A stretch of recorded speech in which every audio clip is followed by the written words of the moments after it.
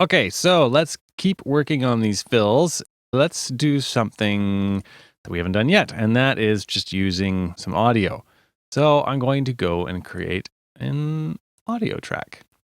And I don't really want to open the library. Don't want to record enable it. Sure, why not? Okay, so there's audio 1. We can drag it into our fill stack here. And I'm just going to pick an audio clip. Preferably one that's in keys so we don't have to do too much messing around with it. That one's great. All right, we'll pick that one. So this is a bit long. So what I'll do is I'll double click it. I'll come into this view, and right now we're in the track view, which lets you do a little non-destructive editing.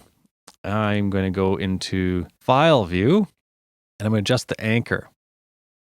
The anchor is what tells Logic where you'd like the sample to line up. So usually by default, everything lines up with the start, right? But now I want this to line up at the end. So dragging this, if I zoom in here, you can see that I get this line. I just pointed at my screen like, here, look at this. You can see the yellow line that lines up, and that is pointing at my anchor. So again, you can do it there. And now if I line up that yellow line, when I play this clip, zoom out here, close this browser down.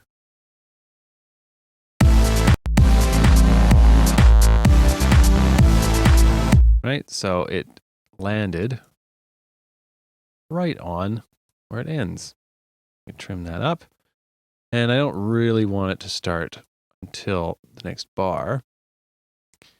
In fact, I don't even really want this because it's such a big, it's very long, and I want it just to kind of appear at the very end of this as the final before our next, whatever we're going to do next happens.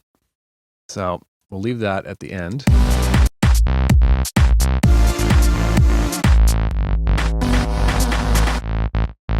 Right, so you see where I'm going with that. It's going to, I'll just undo that. I cut the chords by accident.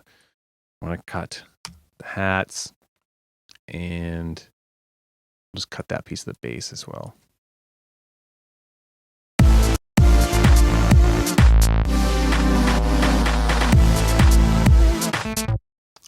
Right, that's looking good. So we can rename this to the big whamp. And go like this, get out a bit. And switch back to our editor here. And if I wanted, I could have done it in this view here, do my adjustments and whatnot, and then that takes effect also in that area. Sometimes it's just easier to do it in there. So we close our editor, pressing E, Z to zoom into everything. Now we've got this section here, and I kind of want to replicate what we've done here, except of course a little bit different, so it doesn't sound all the same. So one easy way to do that would just be to switch things around where the parts are different. So things like this, they're all playing the same notes, so even if I swap them around, they'd still sound the same, unless I put it on that distorted house channel. So I can copy that over.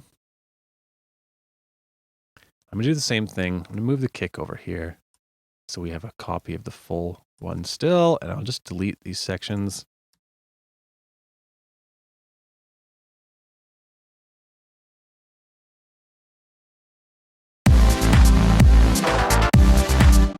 And that sounds horrible, so we'll have to find some new notes.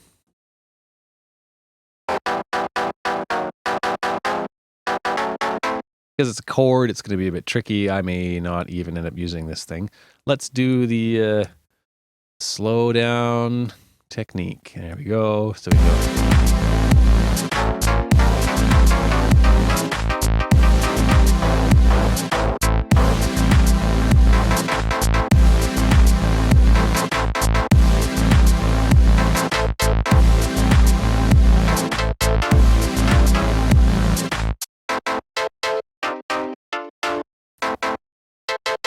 So what I did there is I accidentally hit the B on my keyboard, which pops open these controls. And consider this a teaser. We're going to play with those later. Those are the new smart controls in Logic X. But for now, we have to get this fill down pat. So I'm just going to hit record. And really, there's only one note I can play before the chord goes all wonky. Yeah.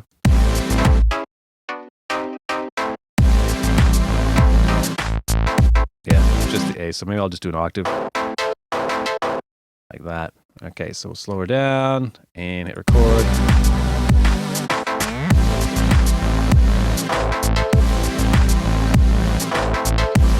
All right, so that turned out all right. So we'll go back to 128. And I'll just cut this bit. Just hold down Command and select the region part that I want. And I can just click at the top and it splits it for me automatically. Then I can just go delete and my notes are still in there.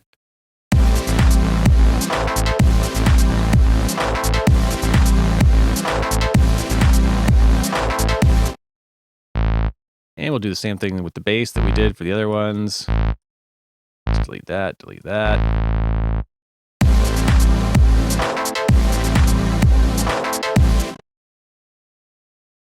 And might as well just keep doing it with the bass while we're here.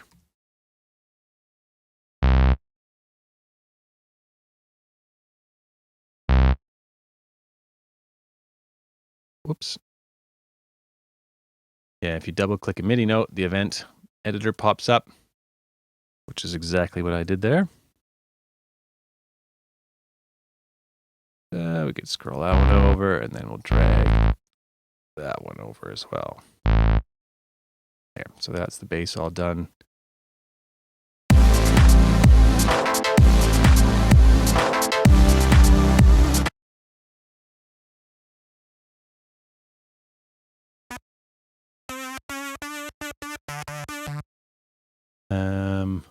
What I'll probably do here is slow down again, and I'll play something in, and then I'll split it up into multiple channels.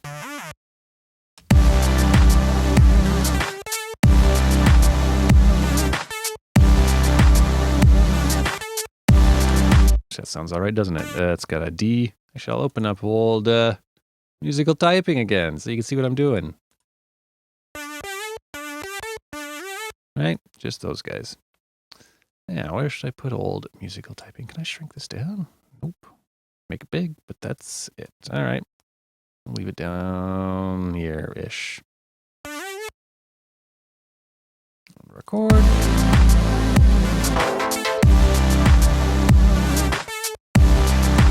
Now, I did it twice there. I don't know which one I'm going to use. We could try this one.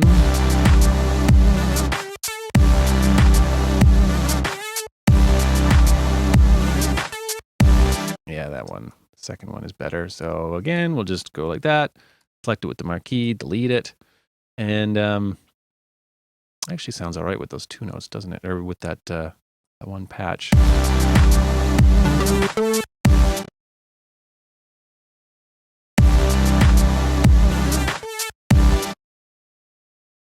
Now, for those of you who have noticed, I just put the MIDI on the audio track, and no, it's not going to make any noise when I do that. So I'll have to move it to the channel above.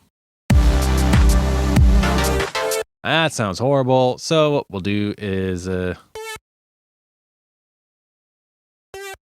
just going to delete this middle note, and I'm only going to play that middle note.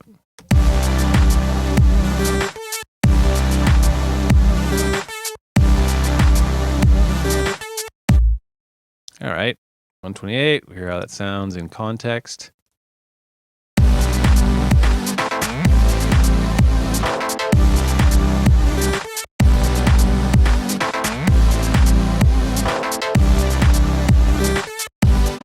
Not bad. Maybe push that down an octave.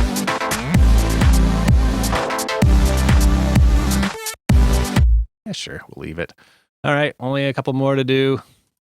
And now we'll move on to this one. And that's playing a different key again. So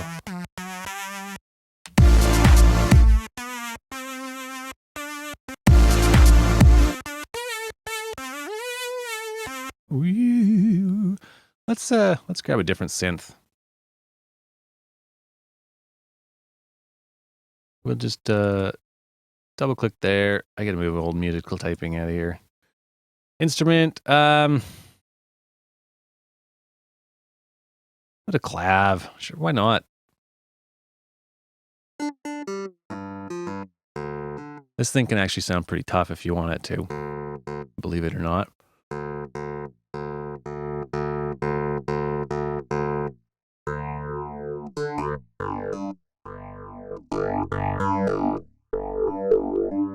I'll leave the wah off.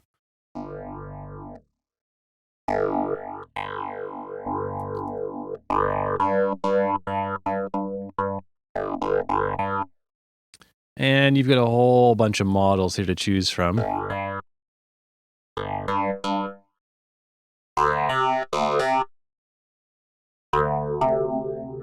Ooh. Nope.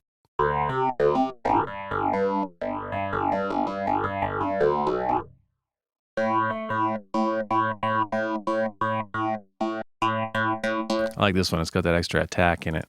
All right, so now let's do something we haven't done yet. And I'm leaning towards the pedal board. Now, this is a whole world of messing around in here. You can get lost for days playing with all these things. They're basically all different types of guitar pedals that I believe are modeled on real ones. A lot of them anyways. Some of them are a bit too much, and occasionally I'll end up putting these on a bus because a lot of them don't have a dry wet level, and we don't want to muck with anything in there. To get rid of it, you just move it out. Now, there's a lot of high gain drive ones.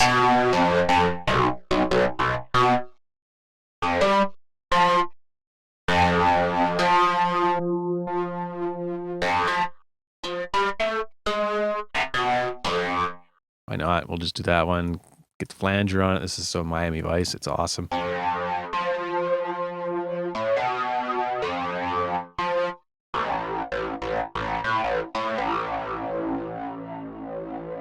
And what do I want to do? There we go.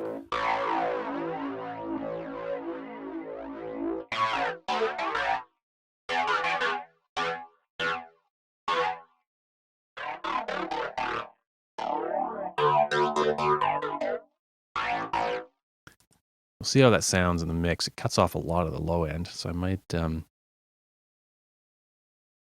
an EQ.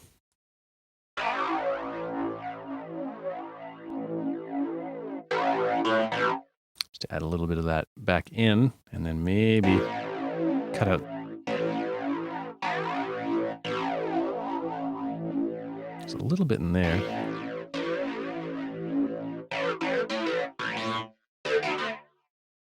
All right, let's hear how it sounds, and we'll do the old low down trick again.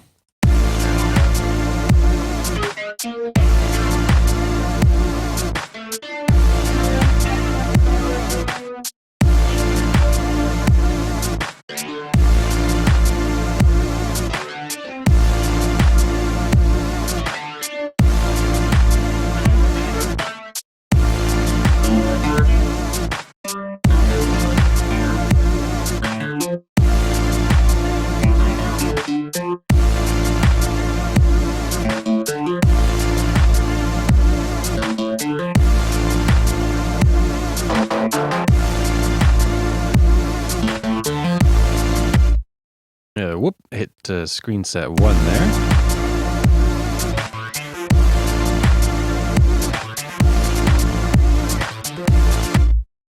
There we go, so I'll just move that in there.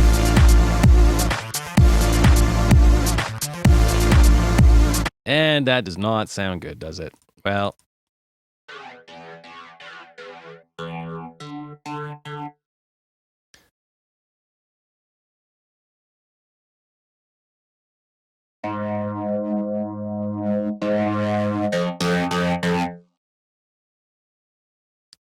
let's do the old standby. We'll do the bit crusher with a bit of distortion on it.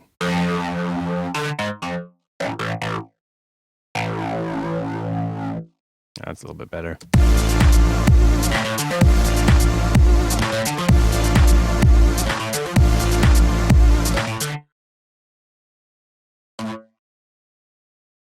Delete that one.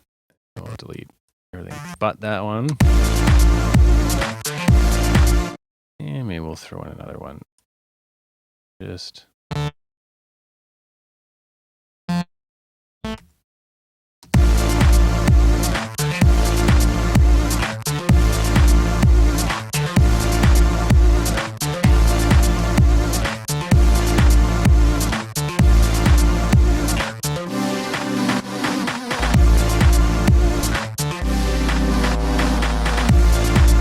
All right, so this one is in dire need of some EQing because it's just really low.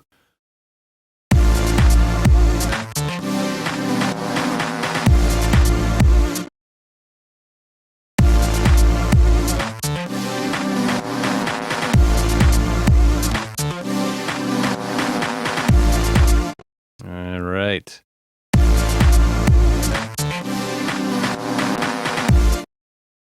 Okay, so I'm just going to play with this one for a little bit here.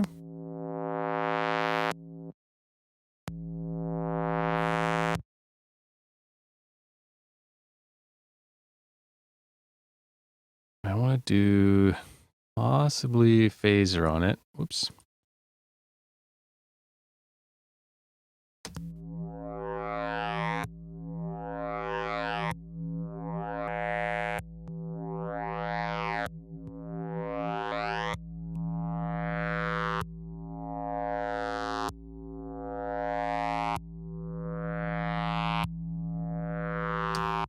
Yeah, why not?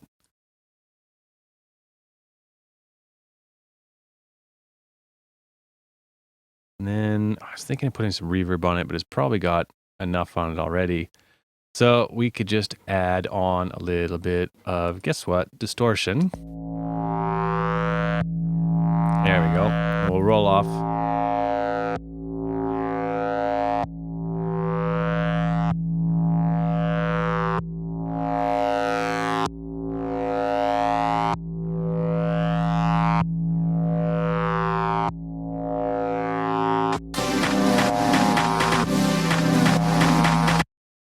All right, let's hear how it all sounds. Everything there, okay.